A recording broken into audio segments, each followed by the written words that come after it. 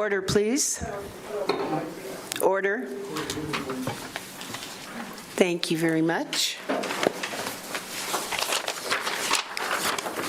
Good evening and welcome to the Laramie City Council regular meeting, Tuesday, March 17, 2026.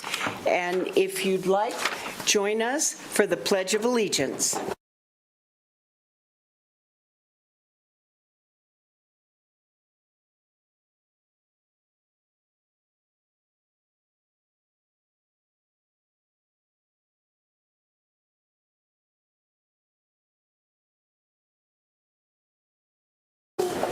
City Clerk, if you can please call the roll.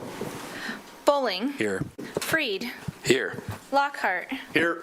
Newman. Here. O'Doherty. Here. Shumway. Absent. Vigil. Here. Richardson. Here. And Cumby. Here. That's 8 present and 1 absent, Your Honor. Thank you, City Clerk. Next, is there any public comment on non-agenda items? Yes. Good evening, Wendy. If you can state your name for the record, please. My name is Wendy Chapman. I just wanted to put out there that it would be nice if, is this on? Thank you. Do I need to start over? Okay, yeah, go ahead. My name is Wendy Chapman, and I wanted to ask the city government if they would think about how we deal with public comments that are made through email or over the phone or however. And I ask because when we make comments here, everybody hears it and they can interact and it's all part of one conversation. But you guys receive comments for people who can't come or whatever, and I wonder if we could give people an option when we take those comments to ask if they want to be public comments so that we all know what everybody is saying. All right. Thank you. Thank you for your input. Is there any other public comment on non-agenda items?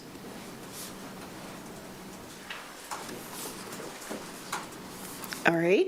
Seeing none, Vice Mayor, if you can motion for changes in the agenda.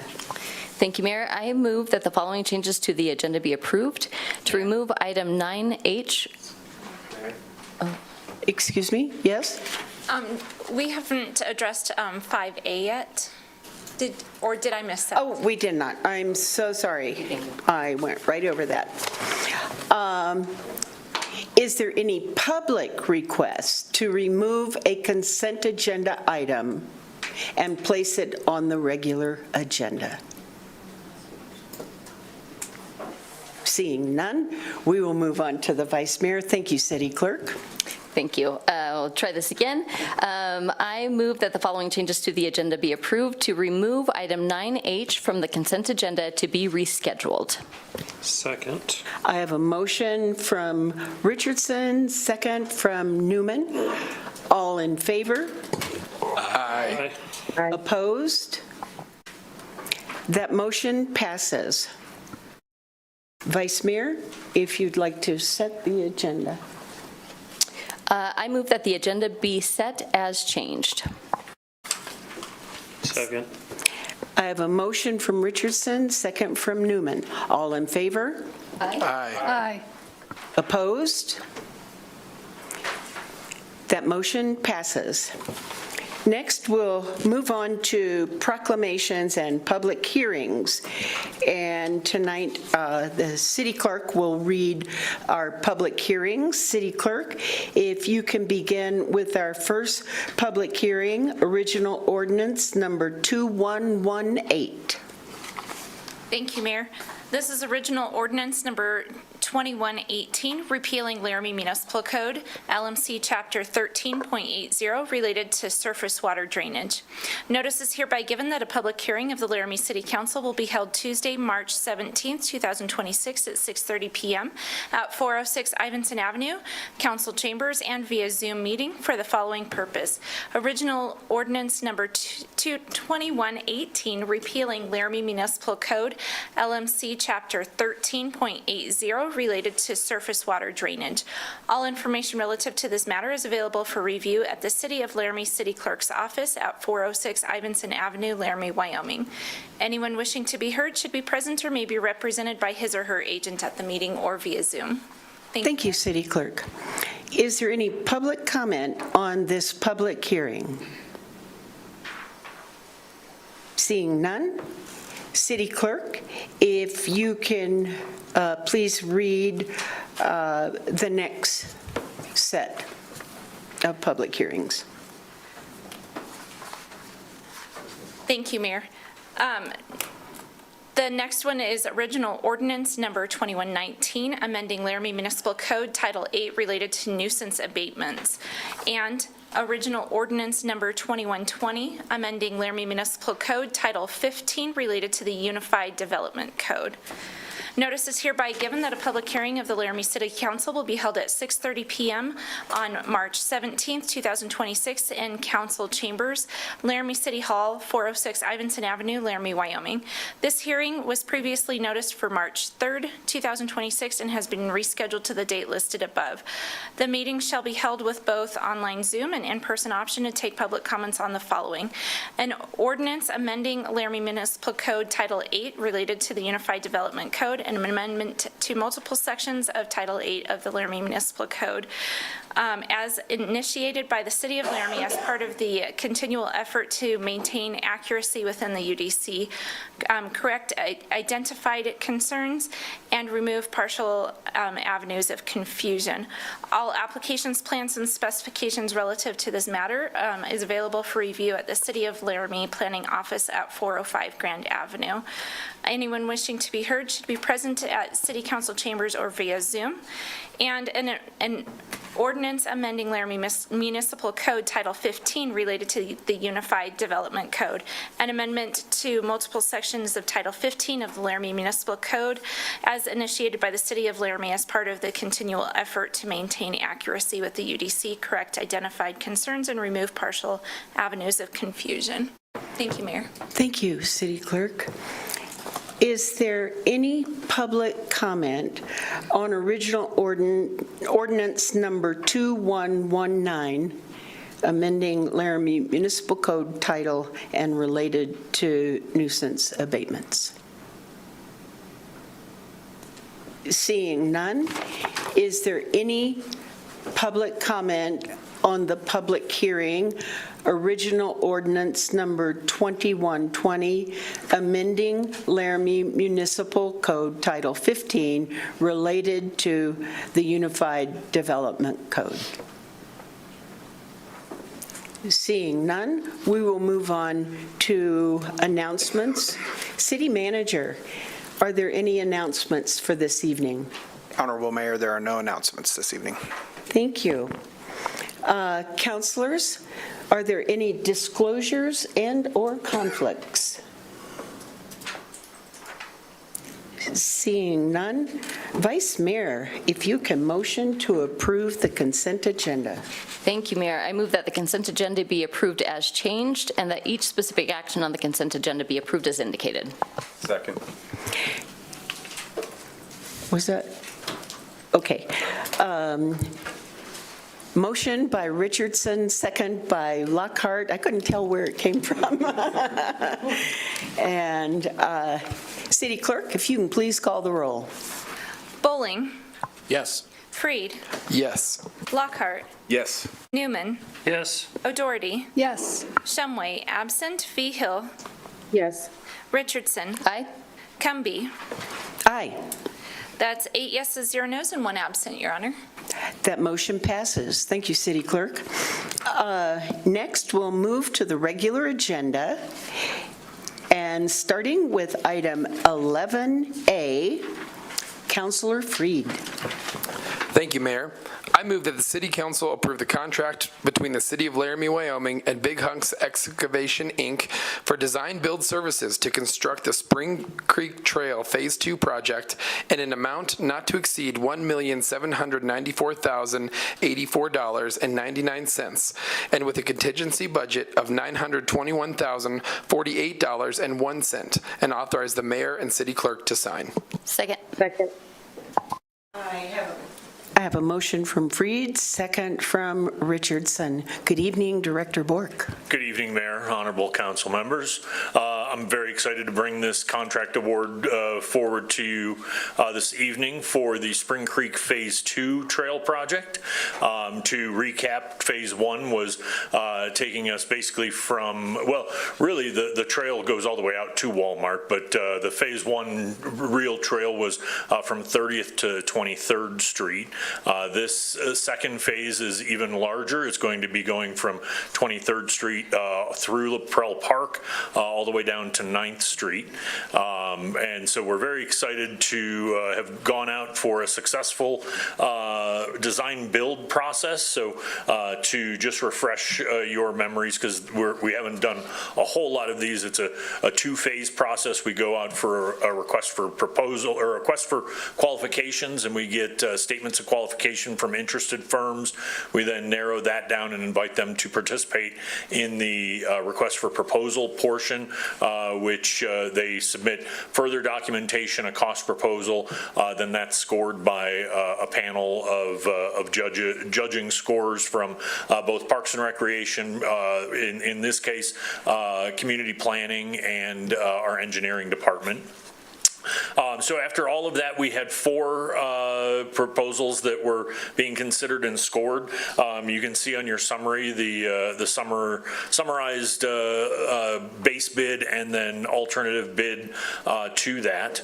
But the biggest thing is you're probably asking, why does he have this gigantic contingency on top of all of this? Well, the short answer is the bids came in, and especially the winning bid came in under our expected project award that we had gotten from WARG, which is that $2.7 million amount. And so what we don't want to do is have to keep coming back to you if we find out from the WARG folks and the ARPA folks, which I'm in conversations with them right now, of what else could we do as part of this project. I don't even want to throw out suggestions because I really want to hear back from what they say, but we wanted to be able to have this contingency amount, which basically makes up the balance difference between the award amount and the award that we're looking to contract out and then our WARG award. So we hope to have that figured out very soon. If this is approved tonight, I'll begin working with Big Hunks to start the initial design part, which is pretty much already designed. It's really going to be going out and meeting on site and starting to lay out where this path is going to go. Project needs to be completed by December 31st based on our WARG funding. We anticipate being done earlier than that, but things that we may extend out further, hopefully weather dependent, we can get as much bang for the buck as we possibly can. And with that, I'll stop my report if you have any questions. Thank you, Director. Councilor O'Doherty, I saw her first. I don't understand why, if it's design build, but then it's already designed. Can you clarify that for me? Honorable Mayor, through you. So we don't have any actual construction documents. We had a preliminary design that was originally done back in 2023, I believe, really to get numbers and metrics and cost estimates. But because this is really a sidewalk/trail project, we don't have to go into a lot of formal design. It's really just kind of finalizing on site what the conceptual design has. Follow-up? Well, they would still have to abide by, when the person doing the work are they also overseeing the work? I mean, we usually have an engineer project overseeing the work. So the specifications for the sidewalks where you have the extra gravel and all that kind of stuff, that's built into the project, right? Yes, Honorable Mayor, through you. Yes, there's going to be both a superintendent on their project that'll be on site, and then between myself and Scott Hunter, we'll be acting as the on-site project managers on our side, meeting with them. But in general, yes, I mean, they're following all of the engineering design standards, all the things that they need for all the ADA crossings and safety standards, and we'll be testing the concrete and doing all of that. We just, instead of having a very firm design saying that it's going to exactly go here, because we have to go around some trees and we have to go around some other things, and we've got to, it's better to do it this way, where we're not really designing on the fly, but we're able to make quicker decisions on site while the project's going on. Thank you. Councilor Freed. Thank you, Mayor, and thank you, Director Bork, for bringing this to us tonight. Just briefly, would you mind describing what WARG is and where the bulk of this money came from for members of the public that are here? Honorable Mayor, through you to Councilor Freed. Yes, WARG is the Wyoming Outdoor Recreation Grant. It was the Wyoming pass-through agency for the ARPA funding from COVID-19 funds. And so we were originally, the original award amount is the $2,479,000 that was awarded directly from that, with a match that we had put in of that $235,000. That's what gets us to the $2.7 million project. And we've used WARG funding for a lot of our projects. In fact, our upcoming bike park project, which kicks off here in just about a month and a half, is also partially funded through WARG funding as well. It's been a great funding source. Thank you. Thank you. Vice Mayor? Thank you, Mayor. Thank you, Director Bork. And based on, from what I could see from those maps, it is going to be south of Spring Creek, so it didn't appear to me that there would be any easements that we have to consider with private property owners. Is that correct?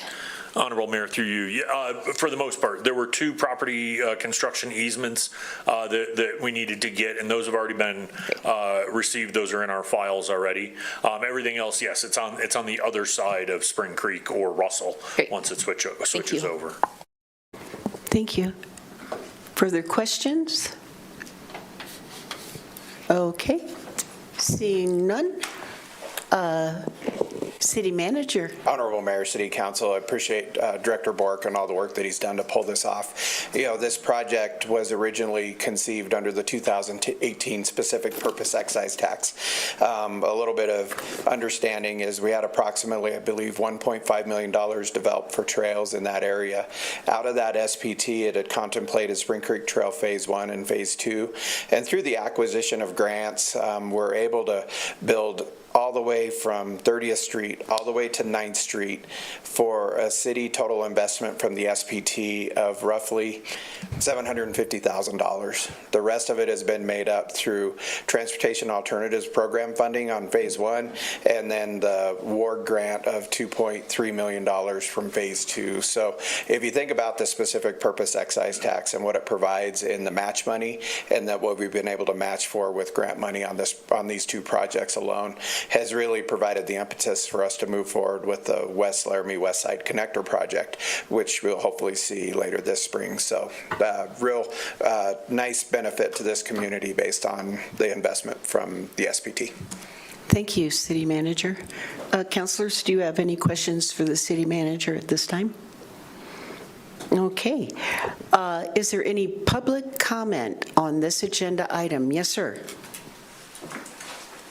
Welcome, and if you can state your name for the record. Hi, my name is Nils Shank. I'm an avid cyclist in Laramie, and I just wanted to say what a big fan I am of the Spring Creek Trail. I use that exclusively to go grocery shopping at Ridley's. I go to Murdoch's, Walmart. I take it to the rec center. So an expansion of this going to 9th Street would be greatly appreciated, and I'm a big fan of that trail. Thank you for your comments. Is there any other public comment on this agenda item? Back to council. Council, any comments? Vice Mayor. Thank you. Mayor, I'll keep it brief, but I'm really excited about this. Thank you all for your work. I know that City Manager, this started with you years ago, and now Director Bork, you have really followed through on this, and I think it's such a, envisioning how we are making all of these connections from West Laramie clear out to Walmart is so exciting, and I think will bring a lot of opportunity to the city. So thanks for all of the work being done. Appreciate it. Thank you. Any further comment? I also want to chime in with the Vice Mayor. I think this is so exciting that we are extending our trails and that and the work that we'll be doing in this coming year. I think it's going to make a significant difference to the quality of life in our community. City Clerk, if you can call the roll, please. Oh, No, you can. I already did that. Sorry. They try to keep me straight. Freed. Yes.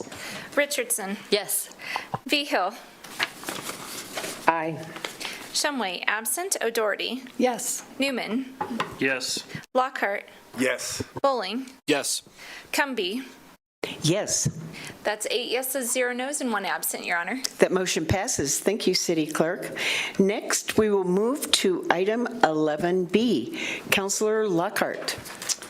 Thank you, Mayor. I move that the Laramie City Council approve Resolution 2026-25, declaring the West Side Study Area as blight and authorizing development pursuant to Wyoming Statute 15-9-107, and authorize the mayor and the city clerk to sign. Second.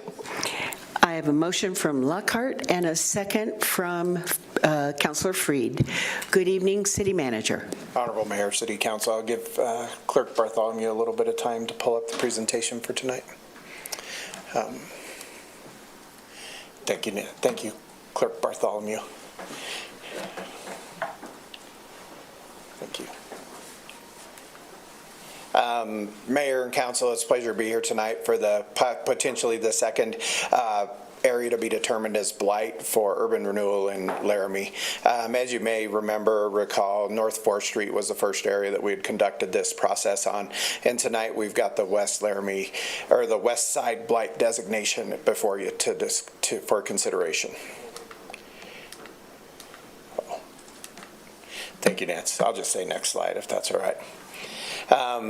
As you work through blight, and I do really despise that word because blight and slum are words from the 50s that are held in state statute that would love to see changed. But blight is determined by 9 conditions through 15-9-103. 15-9-103 provides for the conditions of blight for numerous areas, whether they're slums or deteriorated or deteriorating structures, a predominance of defective or inadequate street layout, faulty layout in relation to size, adequacy, accessibility, or usefulness, unsanitary, unsafe conditions, deterioration, the existence of conditions which endanger life or property, and then the famous other, which is one category that is allowed under state statute, which we choose not to use in Laramie. We don't use other as a condition for why we would want to declare an area as blight. As you look at this area, if you go to the next slide, it also requires you to conform with 15-9-110. There's preliminary requirements for projects, approval, and findings of the governing body. And this one is if the area is going to be acquired, if it's vacant land and going to be acquired by the municipality, of which this area is not going to be acquired by the municipality, there has to be a short of a housing sound standards and designs. There has to be a need for housing accommodations has been or will increase as a result of the clearance of these slums in these areas.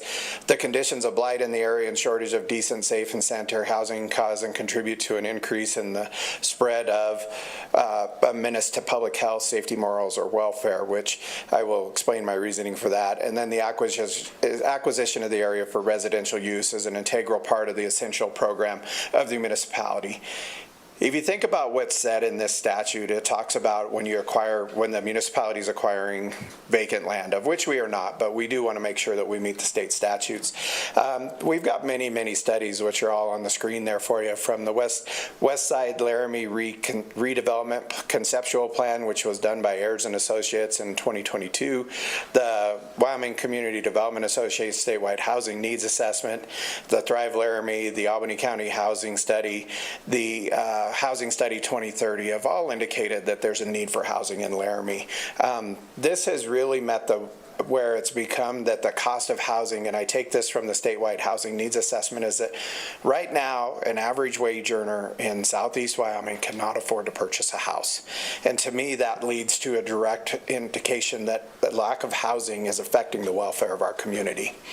The acquisition of the area for residential uses is an integral part of and essential to the program of the municipality. Housing's been a council goal for many years and continues to be a council goal, and working on safe and adequate housing in our community. And so I do believe it meets the program of our municipality. Next slide, please. Other conformance with 15.9.110 are listed here. Is there a feasible method exists for the relocation of families who will be displaced? Well, there's no families that are on this property. The urban renewal plan conforms to the general plan of the municipality as a whole. As you may recall, a few months back, we did go through a rezone and future land use plan that designated this property from industrial to R3 and change it from auto urban commercial to urban residential, if I get those right. So it conforms with our comprehensive plan and our future land use plan. The urban renewal plan gives due consideration to the provision of adequate park and recreation and facilities. This land happens to be adjacent to Optimus Park, which is, I believe, good consideration. I also believe that over the development that we'll see another pathway on the east side of the river that will connect from Garfield to Snowy Range Road. So I do believe it's going to give plenty of access for parks and recreation in those facilities. And then the urban renewal plan affords maximum opportunity consistent with the municipality's needs. And it states in there rehabilitation or redevelopment of the urban renewal area by private enterprise. The city is not a party to this or a party to the development, the sale, or anything. This is all being handled through private industry. This municipality is not part of this, so it does put that into private enterprise. Next slide, please.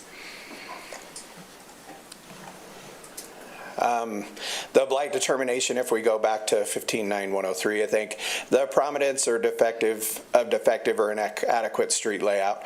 As you know, this property is actually divided from the west side by vacant land and large swaths of land.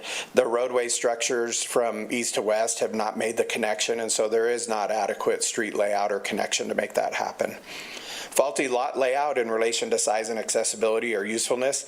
There's 32 or a little bit more acres that are available for development, that could be available for development, and it's only one lot. So it needs to be subdivided down, needs to be broke down, made usable, and the large size of that makes it infeasible for it to become developable property. And then finally, unsanitary or unsafe conditions.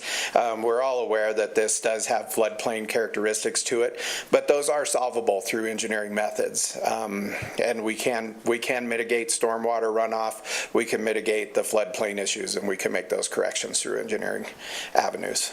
Next slide, please. The project boundaries are basically Snowy Range to the north, Garfield Street to the south, with the river to the west, and then the line that separates the 4G property from the Prairie Equipment property on the east. Next slide, please.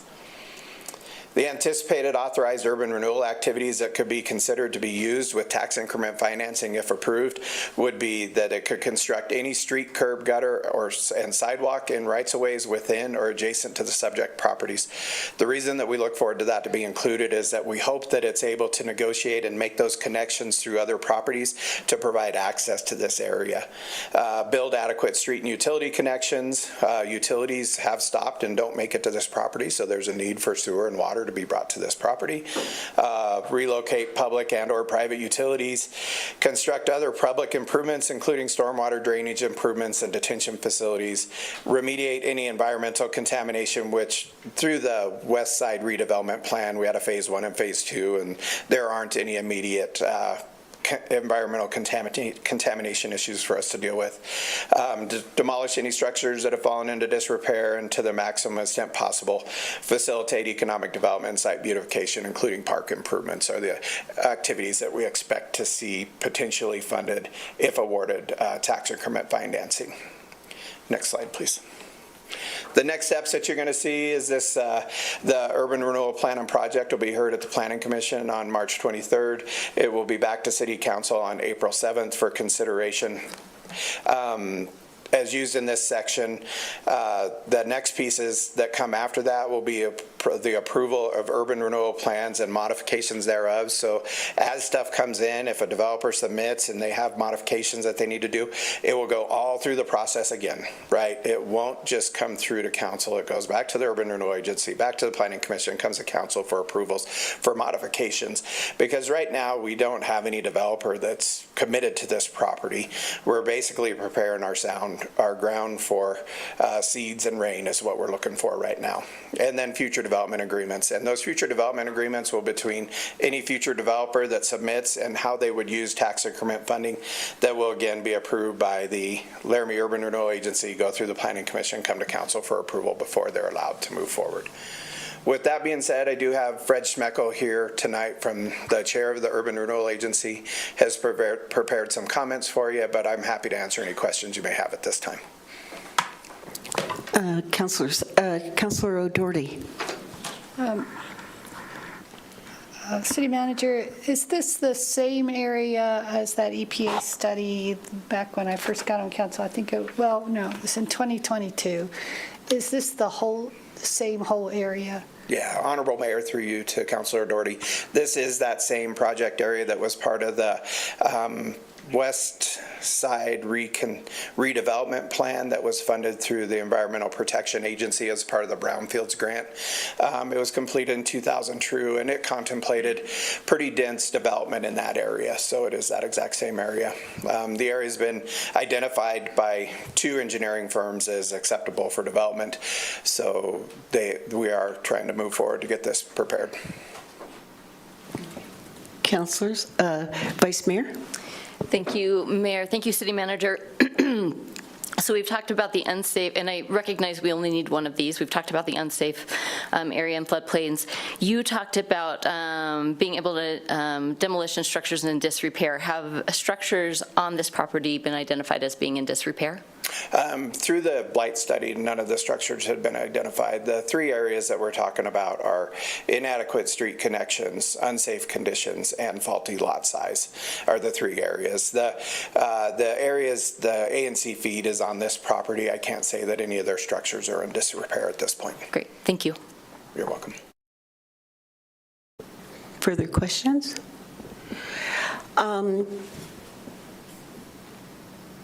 I have a question about the EPA study that was done, the Brownfield study. And I know that some of that, if this were to become residential, that part of the mitigation that would need to be done is about flood and water. I'm wondering, did anything come out of that study that there are environmental issues that will need to be mitigated on this property? Through that study, there were none that I read about. Phase 1 and Phase 2 was conducted. You know, there could be some minor mitigation factors, but nothing that needed to be completed in order to provide for the safety of the people that might inhabit the area. Thank you. You're welcome. All right. Good evening, Chair Schmeckel. Good evening, Mayor and Council, and thank you to the City Manager for being able to work me in here. Like the City Manager was hinting at here earlier, the language of the statutes is a little complicated, and it hinders our ability to really communicate well with our constituents because of the antiquated language. I want to state that 3 of the most heartburn-inducing words in the lexicon of government have to be taxation, incrementalism, and financing. financing. And here we have a project or a process called tax increment financing. If I could find whatever academic that never had to talk to a constituent that came up with this, I would travel to their grave and I would make their headstone like 7 degrees off kilter just so they can spend eternity with OCD. But it's perfectly understandable that if you don't understand what tax increment financing is, that the name would throw you off. It's important to remember when it comes to property tax that there are 3 variables that come into play. One, the legislature sets the rate. Our county assessor sets the valuation of the property and has an appeals process if you don't appreciate or feel that it's unfair, and that the voters are the ones that typically approve what mills get levied on that property tax that determine what a citizen pays for the property tax on there. The city and the URA do not have any ability to change that. So nobody's paying a single extra penny in tax dollars through a tax increment financing project. What it does do is it does recognize that if someone's going to make a large investment into their property, and that investment comes with some public need in place. In this case, there's a significant concern about flooding in the neighborhood, and there's an opportunity to go through and make this property safer and to protect the property of the existing neighborhood that's already there by doing it. If we can do that big investment, this is a way that we can help offset those costs for the developer in a very controlled manner that I'll talk more about here in a minute. That can really help pay for those public benefit items without passing on costs to any housing development that might be put in there. It's not going to add $30,000 or $40,000 to a house if there's other ways to make this happen. It's not going to drive up the cost of housing in Laramie more by amplifying that. There are 2 additional heartburn-inducing words in this that the city manager mentioned in this lexicon, and they are slum and blight. They are artifacts of the 1950s and 60s when this legislation was written. Why are we hearing about this now as opposed to later on? It's because until the past several years, the state financed our cities and counties in a way that we could afford to build this infrastructure, but they have stopped doing that, and they're requiring that we use the tools at hand to address this problem. This is one of those tools. Strongly agree that it needs to be updated to exclude some of this archaic language. I can talk about that, what we've tried to do to make that happen. So far, the legislature is not interested in doing that. But tonight's blight declaration is being undertaken at the request of the property owner. This is a voluntary process, and that's something that with the historical problems of the URAs across the country, let alone underutilized here in Wyoming, we in Laramie have chosen to go through a process that only includes voluntary inclusion so that they understand that a blight determination is not a personal attack. A blight determination does not devalue their property. A blight determination is a step defined in legislation that we must follow. It's a simple legal step that's laid out both in Title 15, Chapter 9, as well as when the Laramie City Council created Resolution 2022-70 that established the Laramie Urban Renewal Agency, and the processes that we use and follow. It's laid out very clearly what steps we have to take within that. It conforms to state statutes entirely. My understanding is that the current property owner views this process as making the property more attractive for a potential sale that could lead to development of the property. To be clear, that transaction has not taken place, is not guaranteed to take place, and if anyone wants to buy the property out from underneath them, they can reach out to a realtor and make an offer. I'm pretty sure the biggest check wins in this case. The blight determination vote and the eventual development of a plan and project, if it is approved, is about ensuring that if a development occurs, the city has some bargaining chips in what this process looks like. It lets the city advocate for its citizens without having construction costs passed on to them. I think that's very important. If approved tonight, there would be additional meetings to allow for more public input and public scrutiny of any plan and project. Ultimately, establishing a TIF district would ensure that if a development happens, the city would be in a position to insist upon some flood abatement measures to protect the west side neighborhood. It would help reimburse the developer only for actual costs of such improvements. It doesn't go towards bottom lines or profits or kickbacks. The transactions require documentation and are monitored in public by the URA for the duration of the TIF district. What happens if the TIF district collects too much money from the incurred costs? There's a decision the URA, that's a decision the URA has to make in 20, 25, 30 years, whatever the timeline on this is. It's not something I can tell you we're going to have to figure out tonight. Including Optimist Park, which is a motion that I made to the change at the last URA meeting, is there so that the community can benefit from this effort. If there's money left over, we want to make sure that there's public benefit that can go to the larger community and not just focusing on that one property. It's highly in line with the stated goals of the nationwide push that established Wyoming's URA laws in the 1960s. This is historically why URA districts were created, to create more public parks within our communities. Historically, URAs have a well-earned troubled reputation across the nation. That history has heavily shaped how we are wielding the authority that the state law gives us. We've no desire to repeat those mistakes. We believe the laws can be improved and have spoken to the legislature about what we would like to see, but it has thus not been a priority for them.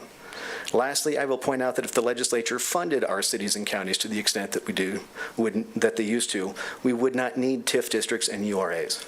With that, I'm happy to answer any questions you all might have on any of this. Thank you, Chair. Councilors, questions? Vice Mayor? Thank you, Mayor, and this may be for City Manager. If we were to extend this into Optimist Park, that would not mean that housing would go there, but when I think about Optimist Park, I think about that terrible parking lot. Could these funds be utilized to repair that parking lot? Honorable Mayor, through you, the inclusion of the park about including the park is the statement that says that tax increment financing can be used in there.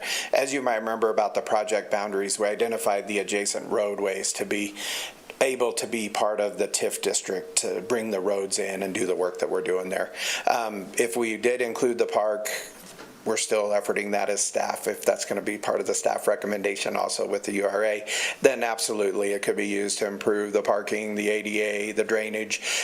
We are currently efforting universally accessible or all-inclusive playground that's been awarded land and water conservation funds in the area. Those can all come together and make more improvements in the park, yes.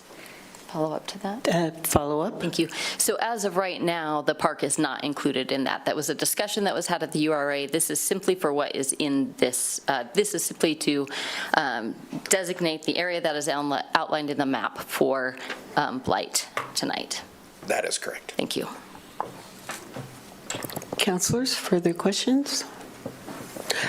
Councilor O'Doherty. I understand there were listening, this may be a question for Mr. Schmickel.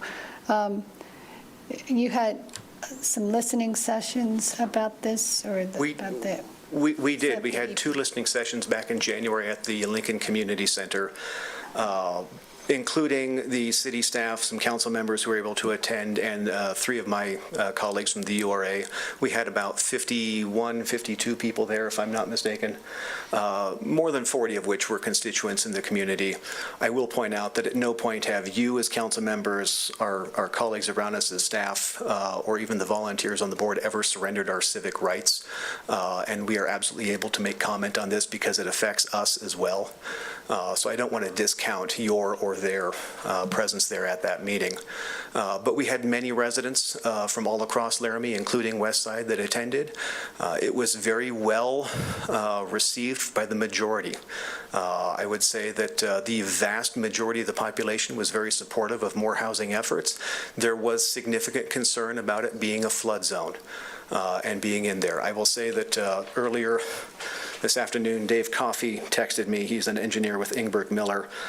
He was able to give me a quick quote. He said that development in the area will not be hindered by the location of the floodplain. The subject property is in an ideal location for development. Proper civil engineering best management practices will be required to prevent damage to properties both on the property itself and the upstream community. So we think there is absolutely a way that the knowledgeable professionals can decide how to protect this area. There were 4 people of note that I would say strongly disagreed with the project. I want to make sure that they understood that they were listened to. One individual was really outspoken about not liking the aesthetics of the project, which I found very interesting considering that there were no aesthetics to consider. I feel like that was a person that was kind of jumping the gun as to what it might be. There's not a development plan in place yet. There's not been a purchase of it.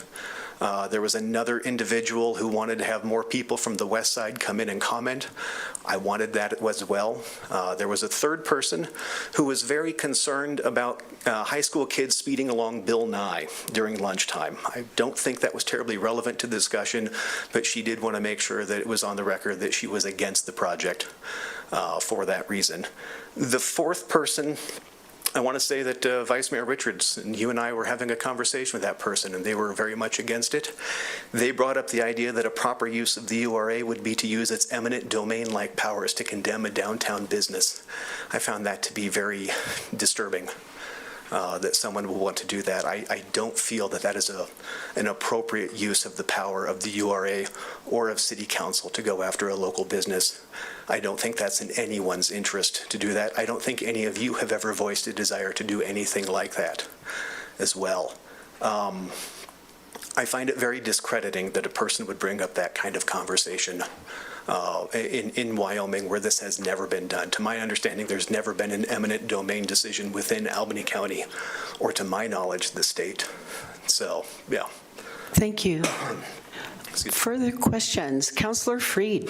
Thank you, Mayor, and thank you, Mr. Schmeckel, for presenting, and City Manager for presenting on this. One of the other, I guess, comments that we've heard or questions that the City Council has maybe heard is this property, if developed, could, not only damage the floodplain. I think we've heard about we can do engineering and we can find abatement solutions or mitigation solutions that will hopefully be successful. The other issue that we've got to comment about is wildlife in that area, and so I don't know if either of you have researched that or have a comment you'd like to make about potential impacts to wildlife or things. I know we have a greenbelt in the river and roads already there on either side of that area, but if you just had a comment you'd like to say. I do. I will say that historically this has been an industrial site. When the railroad came here in 1869, they started using this location to weld together rails, and they didn't stop until the 1950s, I don't believe, on that. This used to be a fairly significant industrial site. It is part of a brownfield study. Just because weeds are growing on it does not mean it's a wildlife refuge. It's not pristine in any way, shape, or form. We don't know if there's heavy metals that weren't detected or anything like that. Things that are perfectly safe to develop a building upon, but may not be something safe for an animal to graze upon. Things like that. I discount this area as a nature preserve. I think that it would be ill-advised to think of this property as that. Thank you. Councilors, further questions? Chair Schmeckel, I have a question that I'd like to clarify. In looking at social media, there's just been an awful lot of disinformation, and I want to make sure that I understand. So according to Wyoming Statute 15-9, the city must go through steps and processes in order to get to this designation. And so from what I understand, you start with identifying an area of concern, and then the second step is to conduct a blight study or assessment. The AIV study, is that the assessment plan that is required by state statute prior to going into any other kind of planning? Yes, Mayor, and thank you for bringing up social media, because I did kind of want to respond to what we've seen here over the past several months around this process and some directful comments that have been made by individuals that I feel are strongly misleading, intentionally or otherwise. I do feel that, look, I've been on social media for 2 decades now, and I note that my friends that actually have law degrees and are attorneys and judges, not one of them ever posts a legal opinion on social media. They don't copy and paste state statutes. They don't do things that would make them the quote-unquote expert in an area unless they're being paid to do it, which none of them are fighting courts of public opinion. The laws are intended to be fought in courts of law. I do feel that there's been some misinformation about this. I think that there's a misunderstanding about the process. I think that when the council, as you recall, I was on council back in 22 when we created this urban relations agency. I get to make the sausage now, but I also raised the pig, as I like to say. You and Councilor O'Doherty and I were all on council at that time.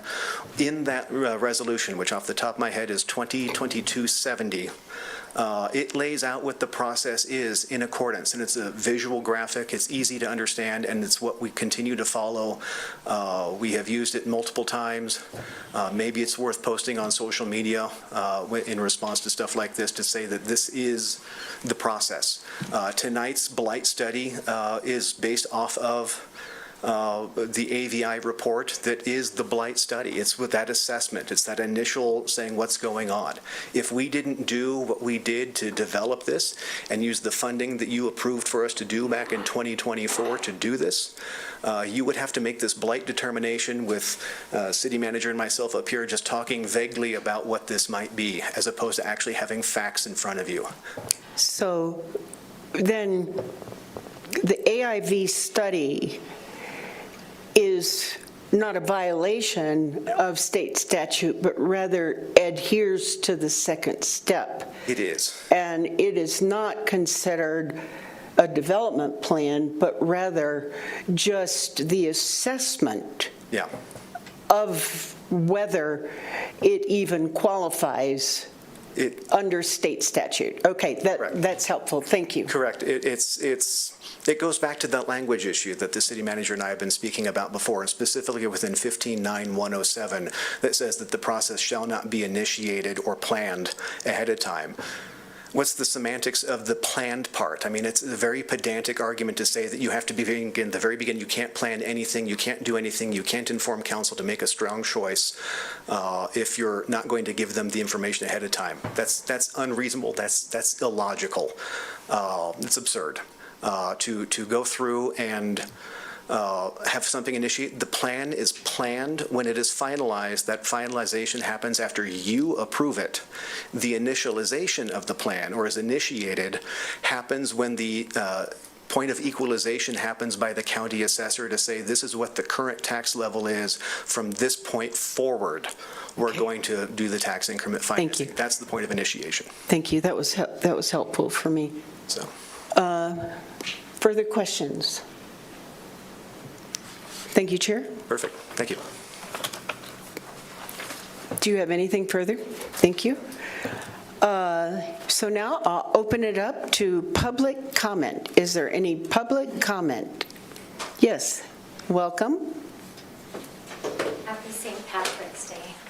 Happy St. Patrick's Day. I love your green. I was going to try to do this via Zoom, and I just never got out of town, so you got me tonight. If you can state your name for the record. I'm Ann Brand, and I'm here on behalf of the Albany County Conservancy, and I wish to make comment representing the opinions of thousands of our followers regarding Agenda Item 11B, West Side Urban Renewal Plan Project. Honorable Mayor and members of the council, the Albany County Conservancy is a 501c3 conservation organization headquartered in Laramie, Wyoming. Among its various conservation efforts, ACC has expended significant time, effort, and resources to protect and conserve bald and golden eagles and other Wyoming wildlife through administrative comments, public advocacy, and litigation. The proposed West Side Urban Renewal Plan and Project does not meet urban renewal project requirements under Wyoming Statute Title 15 and on Section 9. And that's the beautiful thing about Wyoming, is we can all agree to disagree and still talk civilly and smile with one another. Because I know Fred. His cell phone number's in my phone. I didn't call him today. I called some other people that advised me. But I am looking specifically My members recognize the need for affordable housing solutions in Laramie, but they ask the City of Laramie to place these urban renewal projects appropriately in non-ecologically sensitive areas. So there was touchiness in reference to blight. And I do disagree with Fred. His phrasing about wildlife, my members don't agree with.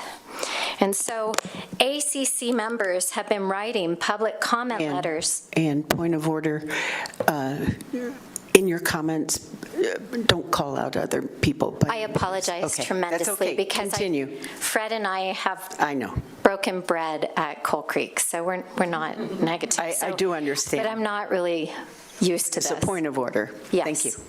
So ACC members have been writing public comment letters regarding multiple federal projects, and they've also written the legislature. In these letters, our legal record focuses on imperiled species and cumulative impacts to species in the Laramie Basin ecosystem. The Laramie River Greenbelt is a riparian corridor and is home to white-tailed deer, mule deer, red fox, river otters, beavers. I'm not a biologist, but I do have retired members who have served in that capacity. I'd like to point out that Laramie Audubon, as well as area schools, utilize the Laramie Greenbelt to do annual bird counts and wildlife data collection. So there is wildlife there, and right across from the feed store.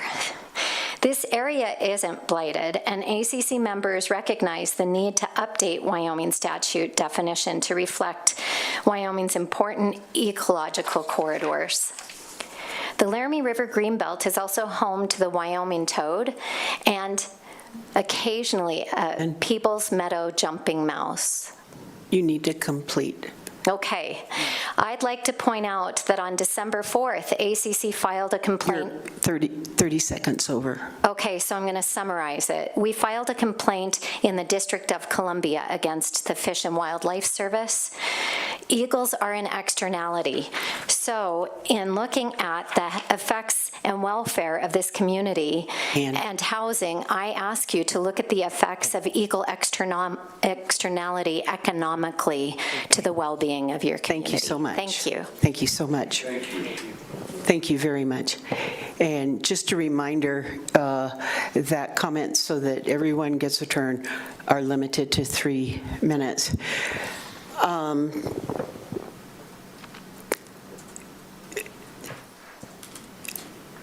I just wonder, right now, I am just wondering, City Manager, if you might address the riparian concerns and how that might fit into, how that protection might fit into the entire process. Honorable Mayor, through you to council. The area development has got a rather pronounced raise from the river. And to me, the riparian area is the area down below that. The area above that is mostly covered with prairie grasses at this point. I can't even fathom any development being that close to the river to be in the riparian area of the river. So hopefully that's helpful.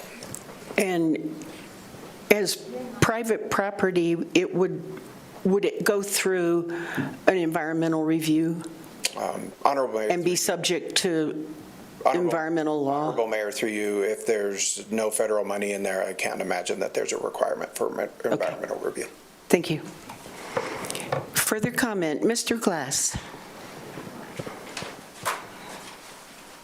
Good evening, sir. If you can state your name for the record. Brett Glass. Good evening, Honorable Mayor Cumby, members of council. Very concerned about this resolution because there are several problems with it.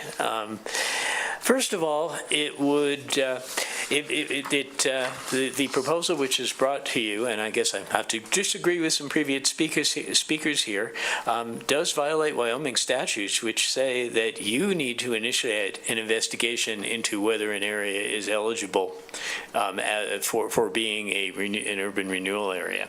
It specifically says an urban renewal project for an urban renewal area shall not be planned or even initiated unless the governing body by resolution has determined the area to be a slum or a blighted area.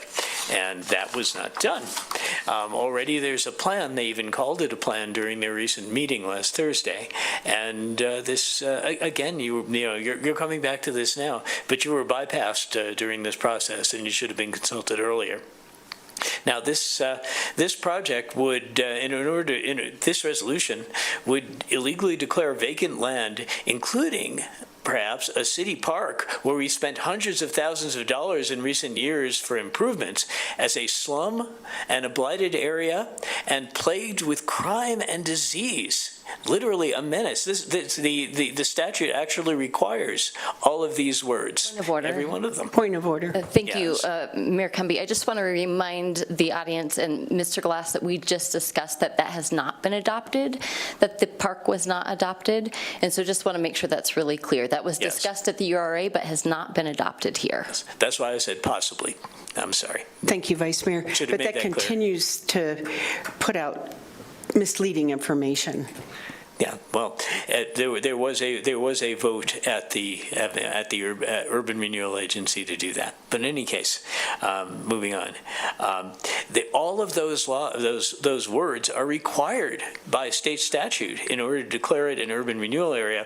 Also, most of it is vacant land, and the statute prohibits vacant land from being part of an urban renewal area unless certain specific conditions are met, and those aren't being met. For example, the idea of having inadequate streets, well, it's vacant land. Of course it doesn't have inadequate streets. It's there was no reason to put streets in, obviously, if it was just vacant land. So this would set a terrible precedent, because any developer who wanted to develop on any vacant land could claim it must be blighted because it doesn't have streets, and some of the other things which were in the presentation as well. So if you set the precedent of declaring this to be an urban renewal area, you will set a bad precedent, and every developer who comes along is going to ask for this. They may not develop if they don't get it. I think we want to keep our powder dry. We want to, especially because this is tax increment financing and it impacts our schools as well as our city budget. We want to keep our powder dry and make sure that we only do this when it's really necessary. Thank you. Thank you very much. Thank you. Further comment? Yes. Good evening, Mirav. If you can state your name for the record. Mirav Ben David. I'm a wildlife ecologist, recently retired from the University of Wyoming, where I taught for the last 25 years. And my students and I have conducted multiple studies in that region on various wildlife species, and I find the comments about the potential harm to wildlife from development of this parcel of land very, very misleading and not based on science. And I would highly recommend for the council to take into account that this is part of a major wildlife corridor for multiple species, some Ms. Brand already mentioned, but also raccoons, long-tailed weasels, and others. And I think any intervention, including mitigation of flooding and storm drainage and stuff like that, will definitely damage this corridor. I highly recommend that whatever the study, the blight study includes, will also include a thorough evaluation of the status of wildlife and the importance of this corridor. Thank you. Thank you, Marab. Is there any further comment? Wendy, if you'll state your name for the record, please. Okay. I'm Wendy Chapman, and I've lived in the West Side for 27 years. First, I want to say all of the points brought forward this evening should be addressed before this is considered for approval or disapproval. The vote should be postponed until this happens. The 4G land is not blighted. It should not qualify for urban renewal or TIF money and should not be developed.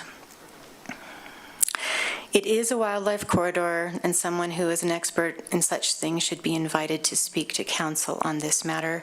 And thank you, Marav, for saying something about this. It is on both a 100 and 500-year floodplain. The current neighborhood is vulnerable to flooding. That could be even worse than what we already deal with if that land is developed with apartment buildings, streets, and parking for up to 96 units, as we were told at the open house at the Lincoln Community Center in January. The city's storm drainage is yet to be funded, so talking about development on this floodplain seems even more problematic. So I ask council to vote no today, or to postpone the vote until the concerns put forward tonight have been answered. Thank you. Thank you for your comments. Any further public comment on this agenda item?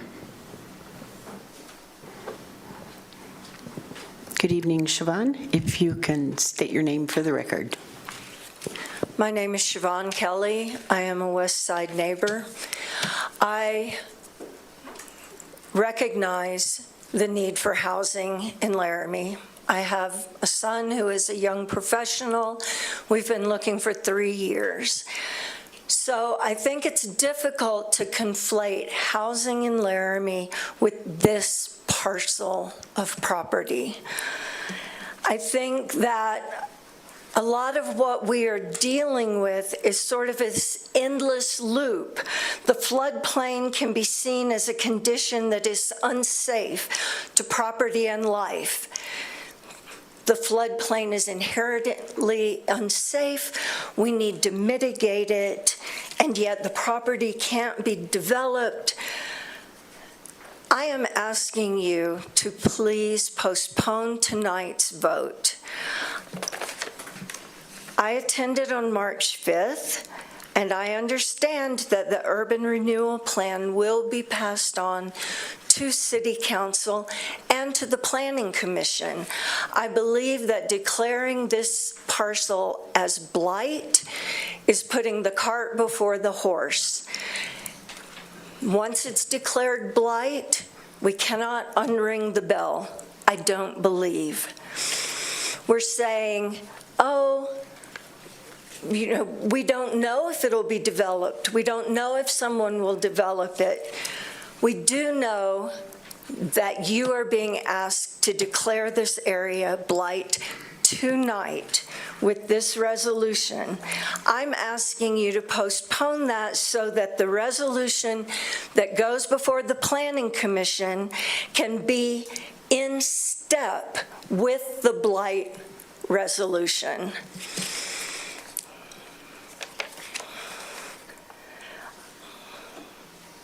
I think that the issue of disinformation has been brought up tonight. I think that's another excellent reason for postponing this vote. I think that the Urban Renewal Agency has been very well represented tonight, and yet when the constituents get to the 3-minute mark, I have 30 seconds, we're seeing this. I see that as very unequal, and if I may continue, I'm asking permission. You still have 20 seconds. I believe that it is very unhelpful. I am asking for more time.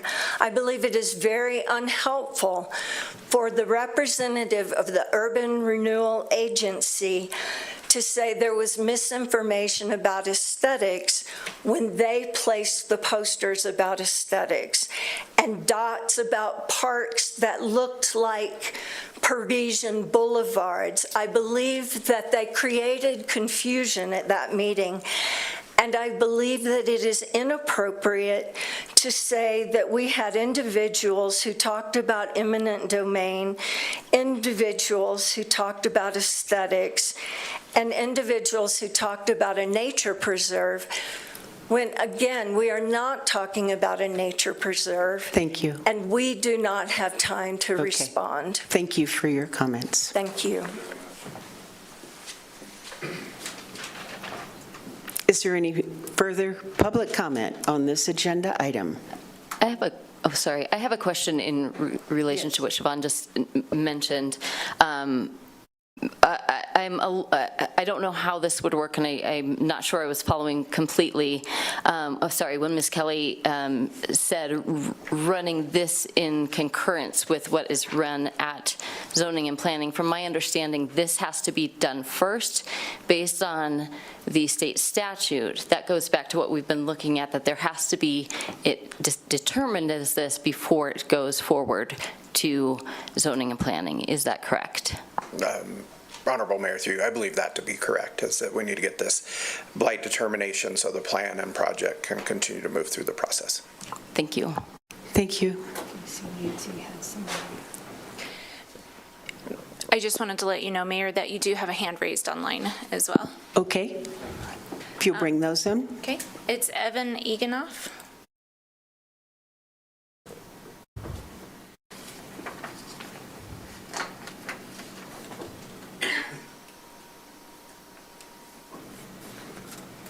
Hello? Yes, Evan. Good evening. Hi, I'm Evan. I live... Can you turn your camera on, please? Yeah, Thank you, sir. Hi. And you do I'm not Evan need Eganoff. to give your address. Okay. Just your name. I live on the west side. Evan Eganoff, I live on the west side. I just wanted to comment on this blight vote. I don't fully understand how we're considering a nice piece of nature and a floodplain on the west side is blighted when, areas on North 3rd and other places in town have not had this, determination. Two is I think we should be very careful about, the quote-unquote housing problem when, one, we've closed 2 elementary schools in the past 2 years and growth is not looking very good. And two is we need single-family housing. I don't think more apartment complexes, especially in floodplains, will really help the issue. And also, too, I think we're all pretty upset that, TIF funding is coming out as an option for an out-of-state developer to build apartments on floodplains in a neighborhood that doesn't really want it. So that's just my opinions from the neighborhood and things to think about. Thank you. Thank you. Evan, I do want to clarify that there is no plan or developer, and the property at this point in time is privately owned by a Laramie resident. Oh, I know. I know it's privately owned, but, we all know they want to sell it and develop it. Well, they are motivated to sell. Yeah. And it was zoned industrial, and, which could have had a significant impact as well. So I just, this is not in development. There is not a developer plan. This has been a voluntary process by I guess where there's smoke, there's fire, is kind of my point. Okay, so thank you very much. See the writing on the wall. Thank you.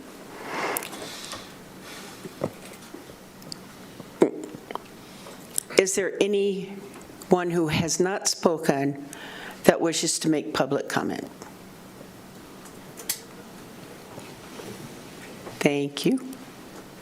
Hi. State your name for the record, please. Yes, I'm Brett Ralston, 28, live in Laramie Ward 3, and I'm going to be commenting just kind of based off of some things that I've heard tonight, and maybe a general understanding of what I have of TIF districting and things like that. But it sounds like there's maybe some we're kind of stuck between a rock and a hard place with how to figure out how to develop Laramie into the kind of city that we want it to be and desire it to be.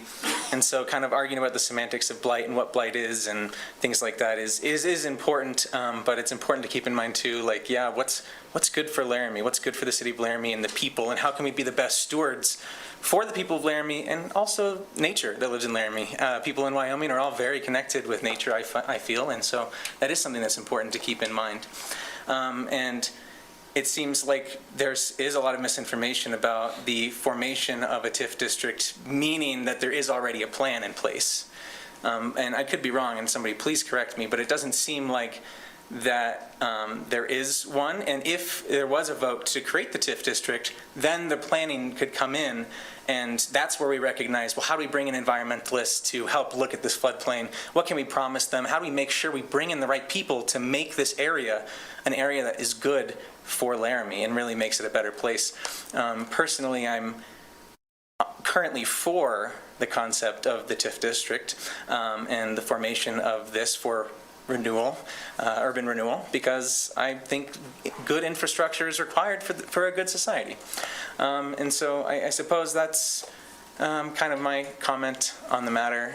Please, if I mention something wrong about TIF districting or the plan or things moving forward, let me know. But I think technically a TIF district could be made and nothing could happen, I suppose, realistically in the 20 to 30 years. So as long as there's good planning and everyone involved is just and equitable and fair and kind and thinks about the right minds to bring in, I think it could be a great project for developing Laramie. Thank you. Thank you.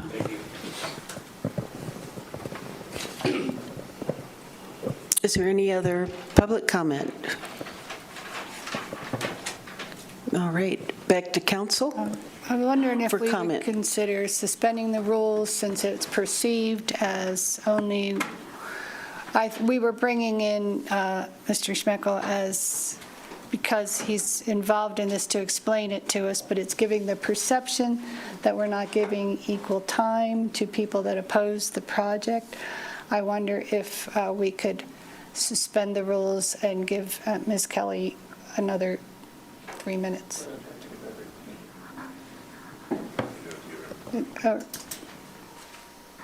So is that a motion? So that I would move to suspend the rules to allow Ms. Kelly to come back and give another 3 minutes? 3 minutes. And do I have a second? A second, however, I think maybe a city attorney could share with us can we suspend the rules for one individual, or does it need to be open to everyone who had comments? See, it would have to be, we'd start the whole thing over again. Yeah, I mean, they're your rules. And it requires a 2/3 vote to suspend a rule. Sorry, just specifically to allow one person to speak. Okay, thank you. I would second it. Oh, sorry. Councilor Bowling. Thank you, Mayor. I'm not opposed to a council suspension of rules to allow an additional period of public comment, but I think if we have a motion right now. Thank you. As long as you say that, then we can have the discussion. Okay. There's no point, right? Thank you for the clarification. So I haven't, and so I have a motion by O'Doherty and a second by Richardson. Continue, Councilor. Thank you. Thank you. Sorry to jump the gun there. I wasn't sure where it's going.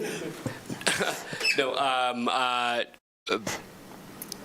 am not opposed to a second period of public comment, but I think that setting it for a single individual commenter is setting a bad precedent. And so if we're going to open it to a second period of public comment, say limited again to 3 minutes, then anyone that wants to participate in that should be able to. So I think that's something for us to consider in terms of the time we have left here this evening. So. Any other comment? Vice Mayor? Thank you. I just want to add to that, based on the number of people as well. If this were a room full of 50 people wanting to comment again, I would be less open to this just because we would not get through the evening. But I am open to allowing anyone else who is here to comment again if they have additional. Councilor Newman? Yeah, I will vote no on this the way it is because it's just one person, but if we amend it. However, I would like to make a motion as well. So, Mayor? You can. Yeah. I apologize, but I should have caught this a little bit sooner, but according to Robert's Rules of Order, suspension of rules is not debatable, which means. Oh, thank you. Yeah. Do that. Oh, there we go. So I have a motion from O'Doherty, a second from Richardson. Call the roll. Bowling. Aye. Freed. No. Lockhart. No. Newman. No. O'Doherty. No. Shumway, absent. Vigil. No. Richardson. No. Cumby. No. That's 1 yes and 7 no's and 1 absent, Your Honor. That motion does not pass. Okay. I think Councilor Newman. I have a motion to postpone until April 7th and use March 26th open house to discuss this more. I second that.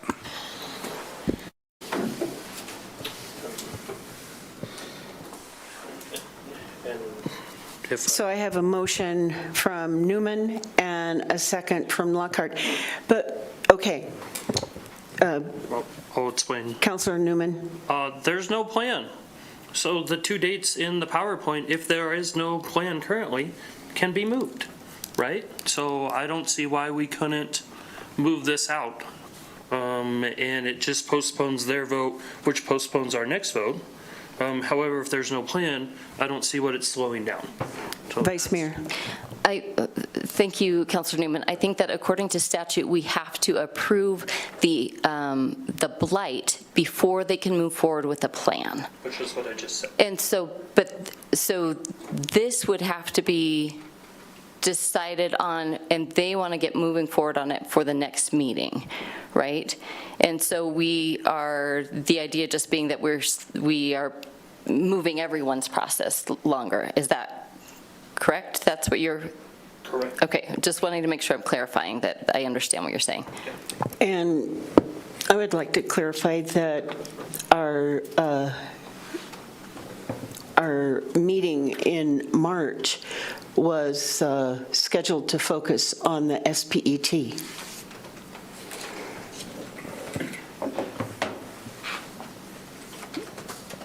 And I would hate to lose that opportunity. You can do both. I doubt it. Further comment?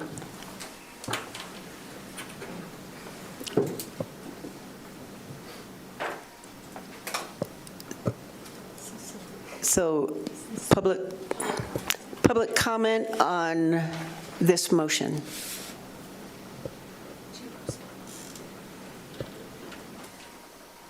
Seeing none, back to council. Any final comments? Councilor Bowling?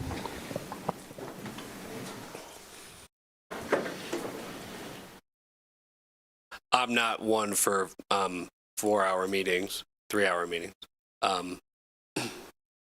But I do believe that, well, we could have a period of discussion to comment on this and still be able to discuss the spec. Further comment? City Clerk? If you, oh, do you want? No, that's all right. City Clerk, if you can call the roll, please. Bowling. Can you come back to me? Freed. Yes. Lockhart. Yes. O'Doherty. No. Shumway, absent. Vigil. Yes. Newman, Yes. Bowling, Yes. Richardson, No. Cumby. No. We have 5 yeses, 3 noes, and 1 absent, Your Honor. That motion passes.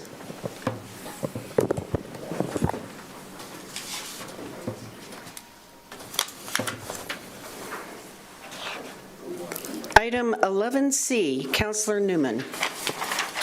I move that Laramie City Council approve original ordinance number 2118 on second reading, repealing Laramie Municipal Code Chapter 13-.80 related to surface water drainage as enacted by enrolled ordinance number 1876. Second. I have a motion by Newman, second by, I still am, by Lockhart. Good evening, Director. Good evening, Mayor, City Council. I'm sure you recall back in February, you all amended Laramie Municipal Code 13.80. That's when we put the caps in place, was the big item there, and then set the billing to go into effect on July 1 of this year. A couple weeks after that action, Senate File 116 was brought to the legislature.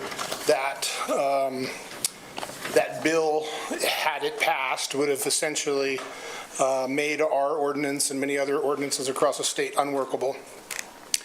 But through that process, the legislature and Wyoming Association of Municipalities and many towns and cities across the state have committed to working on the interim on a bill that may be brought forward back in the future. With that in mind, staff would like to really focus on some things that we can, that are for sure, right? And there's a lot of those that we have to work on right now. And so our recommendation to you is to repeal 13.80. That repeal would basically kill 13.80 in its entirety, eliminating the surface water management, billing, and the regulatory framework behind it. Director Wade and the city manager spoke to you last week about moving forward with our continued, I want to say improved or enhanced maintenance program. That original $5 million that was committed from the general fund to be used for that. And then creating a new division within the general fund. And we'll talk more about that as we get into the budget work sessions in April, May. With that, I'll take any questions if you have them. Thank you, Director. Councilors, questions? Councilor Newman. I have a question for city manager or city attorney. Apparently on Facebook, because all 9 of us voted for this, all 9 of us have to vote to repeal it. Can you clue the rest of council in to the conversations that we had? Yeah, I can respond. I don't look at Facebook for legal advice, ever, never. Took a look at the ordinance that governs repeal of ordinances. It's 15.1.117. To repeal an ordinance, you need an ordinance. That's what it says. To repeal or amend an ordinance, you need an ordinance. Now, it also says that your votes cannot be reconsidered or rescinded at any meeting unless there are as many members present as there were when the vote was originally taken. Reconsideration or rescinding of council actions are specific parliamentary actions. They have nothing to do with repealing ordinances, and so they don't apply here. As you heard me read that ordinance, it said no vote to reconsider or rescind at any meeting unless there are many members. Meaning, what they don't want you to do is take a 9-person vote, 3 people leave, and then you rescind something you did an hour later when you had 9 people present. So, does that clear that up? Thank you. Thank you, City Attorney, for that clarification.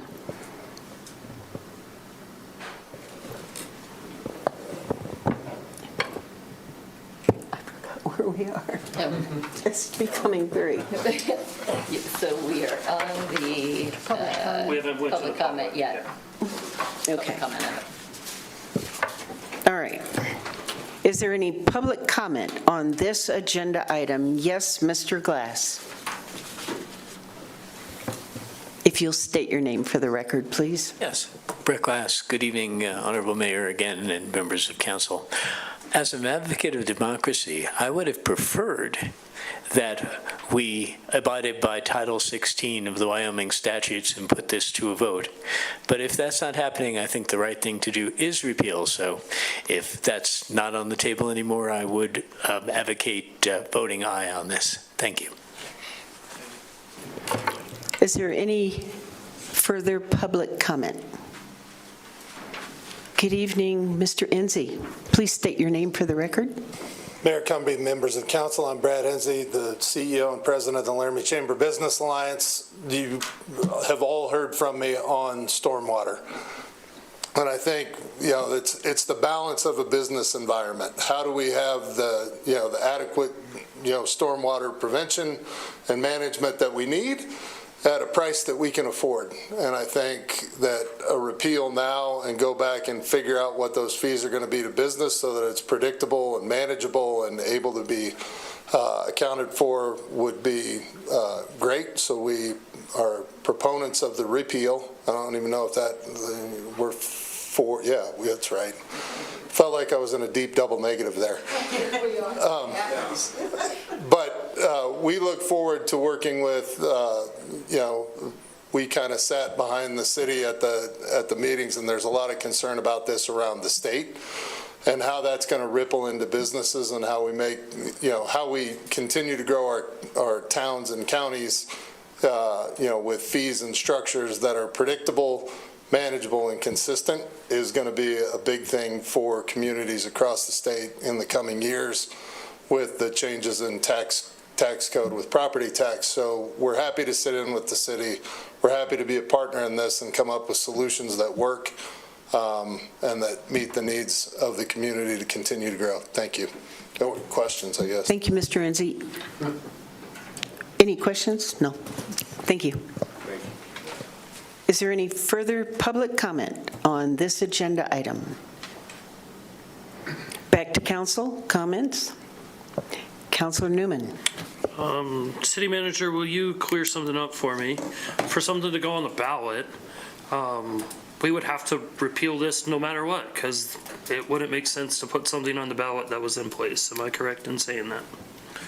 Honorable Mayor, through you, that might be a better question for our city attorney, but I believe that's correct. I think that's a better question for the city manager. I don't know the answer off the top of my head. Further comment?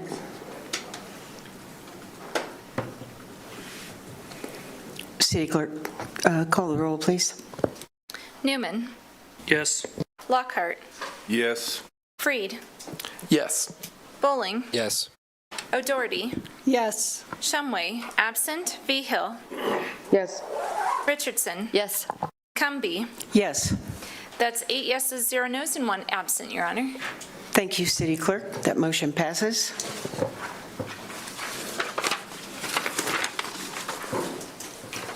Councilor Vigil, item 11D. Thank you, Mayor. I move that the Laramie City Council approve original ordinance number 2119, amending one section within Title 8 of the Laramie Municipal Code for the purposes of removing potential avenues of confusion in city code as a standard practice and is recommended with amendment by the Planning Commission on second reading in accordance with findings of fact and conclusions of law. Second. I have a motion by Vigil, second by Richardson. Good evening, Director. Honorable Mayor, Council. Not Director, Planner. It's confusing because it says Philip on here and I'm certainly not Philip. But Honorable Mayor, Council, today we have before you two ordinances doing minor changes to code. This is a fairly normal thing for our department. Annually, we go through code and our review processes and kind of take a very introspective look at what we have on the books and try to make it less confusing or improve it in fairly minor ways. This and the next ordinance are very similar. The reason that they're separated is because there's two different chapters of code, and so we wanted to make it exceedingly clear that we're doing one thing to one chapter and another thing to another. This specific one is within Chapter 8, and it is just clarifying what what body reviews this in case it has to be moved through a process to once a final decision has been made to appeal it. In this case, the Board of Appeals would make a decision, and then it would go to district court if that decision was being appealed. This item was reviewed by Planning Commission on February 9th, and there was no amendments to the proposed section, and this is the second reading of this item. Thank you, Joseph. Councilors, questions? Thank you. Is there any public comment on this agenda item? Seeing none. Oh, did you? Did you have a comment? Welcome back, Mr. Enzi. Honorable Mayor, members of the council, I just want to applaud that this is one of the few places where we go back and look at code, and it's usually a very collaborative process with contractors and everything else, and this is a good point of clarity for process. We talk a lot in business about if we know what the process is, we can thrive and survive, and this is just another good cleanup, and we fully endorse it. Thanks. Thank you. Any further public comment? Back to council comments. Councilor Freed. Thank you, Mayor. I just want to say thanks to our stand-in Philip and the planning department for constantly looking at these things and working with the public, because it is important. So I just want to say thanks. Thank you. Further comment? I also want to chime in and commend our planning department. It is, as Mr. Enzi said, a very consistent process that you all engage in, and it's greatly appreciated. Thank you. City Clerk, if you can call the roll, please. Hill. Yes. Shumway, absent. O'Doherty. Yes. Newman. Yes. Lockhart. Yes. Freed. Yes. Bowling. Yes. Richardson. Yes. Cumby. Yes. That's 8 yeses, 0 nos, and 1 absent, Your Honor. Thank you, City Clerk. That motion passes. Item 11E, Councilor Bowling. Thank you, Mayor. I move that the Laramie City Council approve original ordinance number 2120, amending one section within Title 15 of the Laramie Municipal Code for the purposes of removing potential avenues of confusion in city code as a standard practice, and as recommended with amendment by the Planning Commission on second reading in accordance with findings of fact and conclusions of law. Second. I have a motion from Bowling, second from O'Doherty. Good evening, Joseph. Good evening, Honorable Mayor, Council. Again, I'm here this time presenting on the changes that are being recommended for Chapter 15, which is known as the Unified Development Code. There's just a handful of those changes, so I'll go through them fairly quickly, but this is the second reading, so Philip did go through them, I believe. The first one is just clarifying home occupations and where they can occur on the property. We do realize that in some instances, commercial entities operating within residential zoning districts is very desirable. We just want to clarify that for those folks who want to take advantage of that section of our code. The second one is clarifying setback requirements on somebody's own property from their own buildings. We did have in there that they need to be a 5-foot minimum, but there are ways to mitigate that through structure engineering and firewalls and those sorts of things. The major concern of why this came up. The next one is adding languages to clarify setbacks related to townhome structures. Townhomes are somewhat unique in how they are built. A lot of times they are right on their property line where they cannot meet setback requirements. Townhomes is one of the ways that we get out of our housing issues and sometimes easier to build, and so we did want to make sure that that was exceedingly clear. This is something that we've abided by historically, but it's just going into code to clarify it and allowing people to know how it is.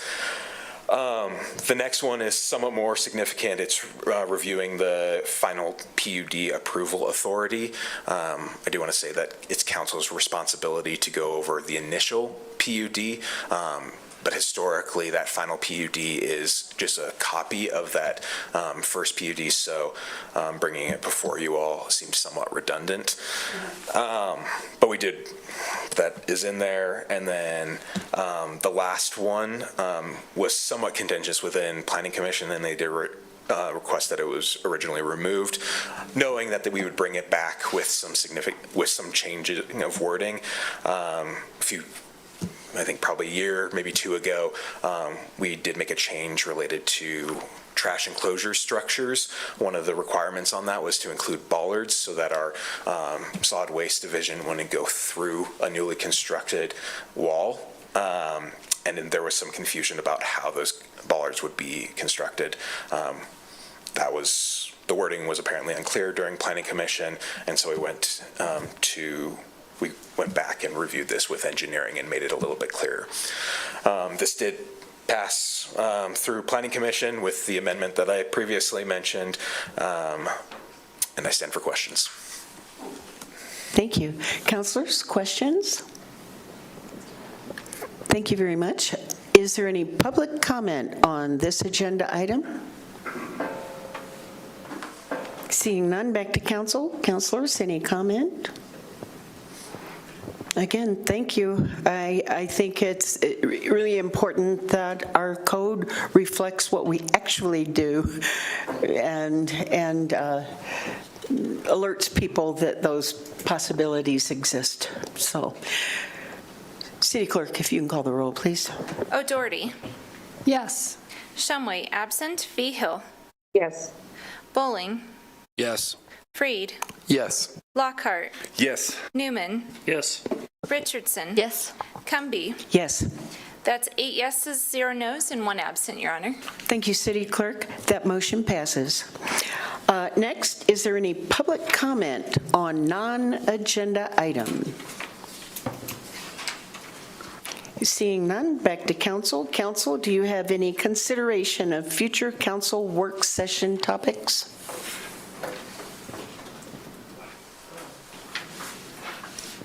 Councilor O'Doherty.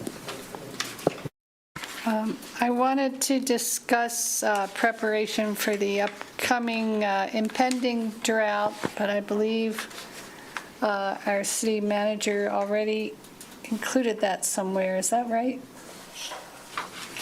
I guess I should ask if anybody else would like to hear about how we plan to deal with drought levels. I would second that. Everybody, you got 6 seconds. 6 seconds. City manager. And City Clerk? Mayor, that's a timely request because we just received that from staff as well. So just so you know, city manager has approved adding that to the June 9th. June 9th. Thank you. We were just briefly, Councilor O'Doherty and I were in a conversation today with Dr. Chris Moody, who was asking questions about groundwater management if the river fails to be a source of water for us. Councilor O'Doherty. Mayor, if I could add, excuse me? Just so council is aware, I brought this up about 4 weeks ago with Public Works because my spidey senses have been tingling for a while. Councilor? And we were supposed to specify what we had in mind, and you already have something in mind, which will probably be what I have in mind. But one of the questions that we had was, I hope we have the institutional knowledge to do what was done the last time we had the drought and manage to get water to the customers that are on the west side that are more dependent on the the surface water. So if you could clue us in on that with that work session, if everybody thinks that's a good idea. Honorable Mayor, if I might add, it might also be appropriate to talk about the interference process between the UW wells and the 41T3s, the stuff in the Casper Aquifer, and how that'll be managed also. So we can absolutely add those to the subject. Thank you. Thank you. Councilor O'Doherty, item 14. I move we adjourn. I have a motion and a second. All in favor? Aye. We are adjourned. Thank you.